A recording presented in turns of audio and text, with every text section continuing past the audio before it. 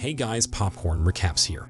In today's video, I will be telling you the story of the horror film, Dark Feed. Spoilers ahead, enjoy the video. The story opens in a scene where a short-haired woman in an abandoned psychiatric hospital walks around to find the toilet. As she heads to it, she sees a broken mirror and stops by it. She looks straight into the mirror holding her piercing in her lower lips. She plays around with it and suddenly pulls it out of her lips and drops it in the sink with blood dripping from it.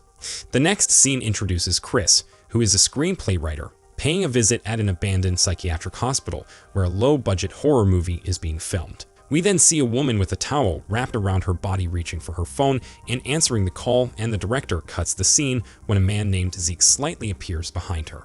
The man apologizes as one of the crew named Detroit looks for the producer named Harry to meet Chris. Meanwhile, as Chris waits for Harry, he sees a portrait of an old bearded man as the lights flicker. He gets startled when Harry comes up behind him. He gives Chris a quick tour inside and tells him that the building is 100 years old and is the state's first psychiatric teaching hospital. Chris says the hospital looks as though it was abandoned for 20 years already, but the man says it's only for 6 years and that the reason why the building looks really dilapidated is because the previous management forgot to blow out the water pipes, causing leakages all over the building. Chris then notices a drum of water, then walks away to follow Harry. In the hallway, we see a man named Mitch walking as he listens to a radio call from his manager telling him to prepare the basement for shooting. Then the scene cuts to a woman named Beth and two men named Daryl and Jurgen playing basketball inside the hospital. Mitch interrupts them and tells them to return to the set as the break's over. During the quick tour, Harry shows Chris the pool area of the abandoned asylum where he sees a pool covered with black plastic. Harry then shares that the place is where the doctor performs some sort of therapy and proceeds to tell Chris that he wants the confrontation scene of the film they're doing to be taken there.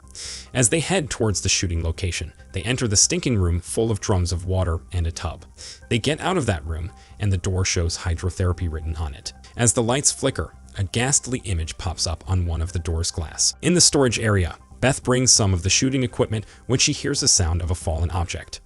She goes to check it and sees a book on the ground. She picks it up and opens the book. She then finds pictures of patients held captive as the doctors insert a tube into their mouths. As she turns the pages more, she sees the picture of the old man that Chris was looking at. Suddenly, a drop of black liquid falls into the book from above. The ceiling starts to break, causing a large amount of black liquid to burst onto the ground, almost hitting Beth. We then see Chris and Harry reach the holding area as he introduces the crew to Chris. Chris seems fascinated as he gives a look around the apartment set. Harry warns Chris not to use the toilet because it is not hooked up. He confirms with Harry if this is where an important killing scene in the film takes place.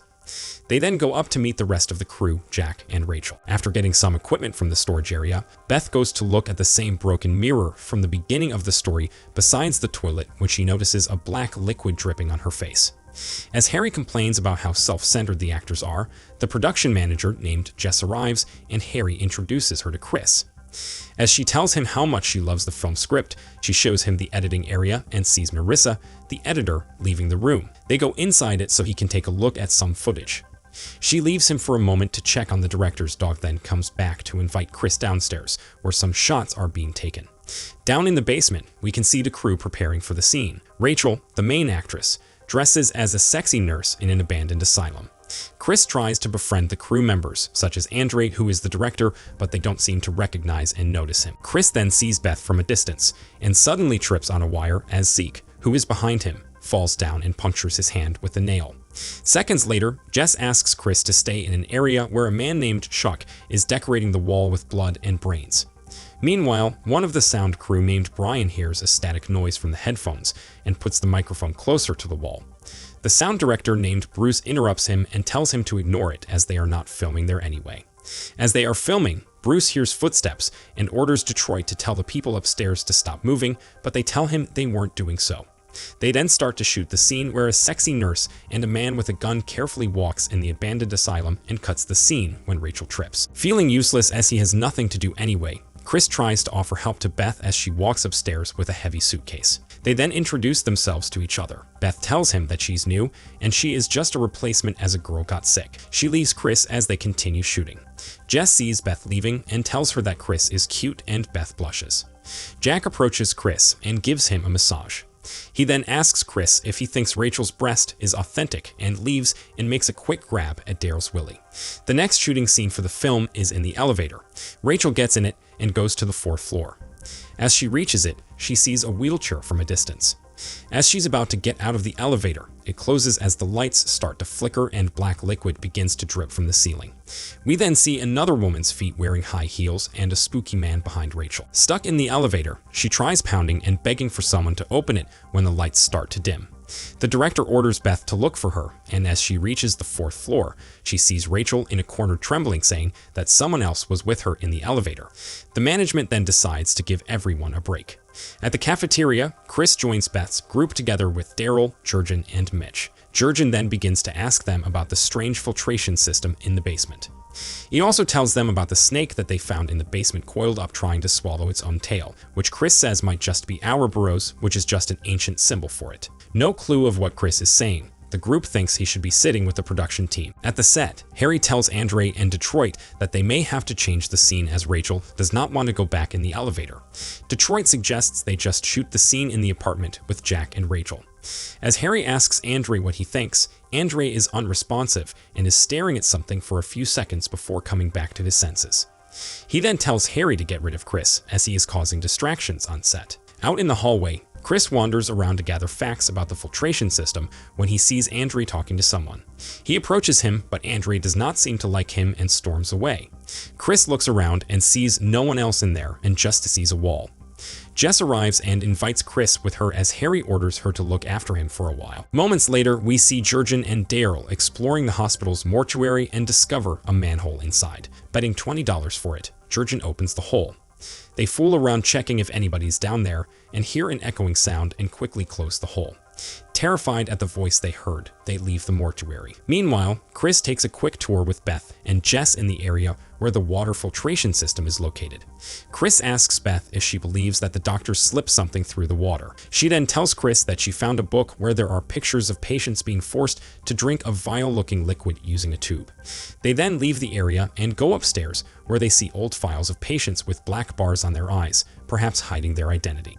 Chris suddenly notices someone walking from a distance. He goes to it and stumbles down when the wooden floor cracks, leaving a hole on the ground. Strange things start to happen more and more as the lights suddenly go off and the man goes to check the electric power. He sees a tub full of black liquid and, to his surprise, a woman's head appears on it and snatches him into the tub. As they're going upstairs, Chris wonders why the hospital was shut down. Jess tells him that it's mostly because of funding problems, but also shares about the director committing suicide by blowing his brains out with a gun after killing his wife and kids in the pool area. They leave the place and go look out the window to see the apartment set. Beth then receives a radio call ordering her to be on the set, while to Chris' dismay, he learns that they were babysitting him. As Beth finds her way to the apartment set, she seems a bit terrified as the radio is not working. Suddenly, Daryl jumps out from the boxes and Beth feels relieved knowing that it is just a prank. Meanwhile, Jurgen finds the set's decoration room and excitedly checks around and admires the fake body parts when Chuck arrives at his surprise. He confirms that it's the same man who was doing the fake bloody brains on the wall earlier, because Jurgen seems to be interested in how it works. Chuck asks him to sit down and close his eyes as he brings out a gun and points it on his head. Shots fired. The gunshot is so loud that the man hears it and tells Brian about who didn't hear because of the loud music on his earphones. The next scene cuts to Jess showing Chris her office where the director committed suicide. She then shows her the direction to the 3rd floor using the elevator. On the way, he hears someone scratching and enters the decoration area. He sees Chuck cleaning up blood from the wall and tells him to get out. As Chris is about to enter the elevator, he hears a strange noise coming from a dark room and he quickly gets inside when the elevator arrives. Midnight comes and the crew's still shooting a scene with Beth when Chris arrives and takes a seat with Harry and Jack. Meanwhile, Jess goes out with the dog so it can poo. As the thunder screeches, she goes back inside to put the dog back in the cage. She sits down and as she takes a look at some of the shots, she sees strange writings on the wall and the last one that says Encultra, which was not there before. Going back to the set, Harry tries to fight his exhaustion, and then for a moment sees a spooky woman dressed in white and asks Chris if he saw it, to which he says he didn't. Thinking he might be seeing things because he's tired, he gets up to go down to his office to take some sleep. Frustration rises as fatigue slowly kicks in for everyone on set. Back at Jess' office, she curiously searches about M-Cultura and discovers that it is a covert human research project that uses psychiatric patients as test subjects. Seconds later, thinking that she saw someone passing by the door, she gets out and notices a trail of black liquid on the floor and goes to follow it. The trail ends with a woman tied up in a chain, and as Jess goes to her asking if she's okay, the woman throws up black liquid and someone snatches Jess from behind as she screams loudly. At the pool room, Mitch goes inside the pool to uncover the black plastics from it, when suddenly the walls of the pool darken and the water starts to leak from a pipe. He breaks his back when he tries to pull his feet out of the pool. As they prepare for the pool scene, Jack shaves off his head and seems thrilled about it, while Rachel does a scene where she stabs someone many times with fake blood painted all over her body. They cut the scene as Rachel quickly goes to clean up. In the studio room, Bruce hears echoing voices that quickly become so loud, making him remove his headphones. He then notices blood on his ears and walks away from the studio as we see more of the black liquid flowing on the floor. Meanwhile, Chris and Beth catch up with each other when Beth receives a radio call ordering her to go to the basement. As more water is dripping from the ceiling in the basement, Beth tells Daryl to get their stuff out of there, and she tries to reach Mitch on the radio, but gets no response. As Beth goes upstairs, Daryl hears a stomping noise coming from one of the lockers in the mortuary and sees that it is turning black. As Beth hears the sound and does not hear Daryl responding, Beth goes back to check on him. With fake blood all over her body, Rachel cleans up and goes to take a shower. Not knowing that Jack is behind him, she screams as Jack stabs him multiple times, showing blood all over the shower area. Many of the members of the film have gone missing, and strange behavior is starting to influence the cast and the crew. As one woman is making a smoothie, she puts her hand inside the blender and onto the blades of it, causing the smoothie to be filled with blood. She then serves the bloody smoothie to a crew member.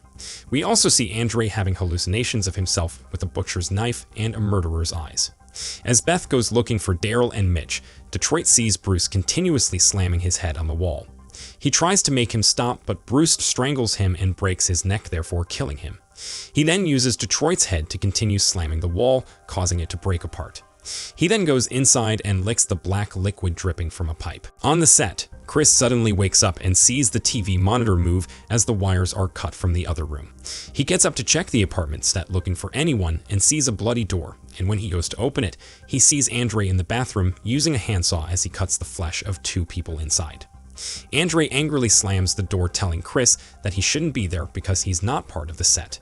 He quickly runs to try to get out of the abandoned asylum, and when he stops for a moment, someone lunges at him and he wakes up tied up in a wheelchair.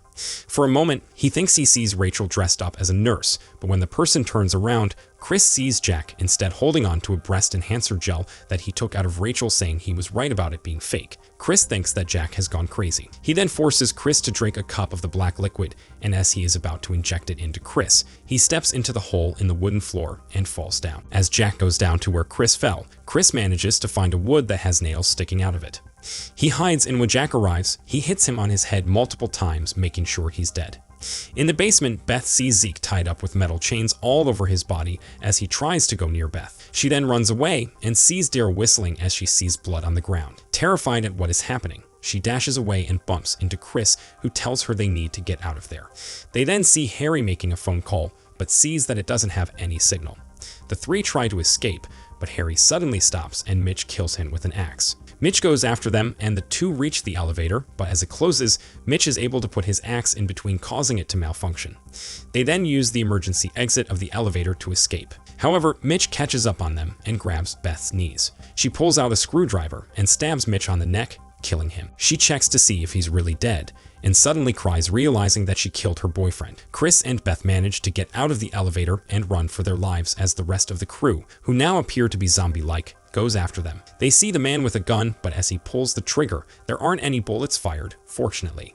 They find themselves inside a gated office as Chris tries to hold them off. Beth tries to seek help from the outside, but to no avail.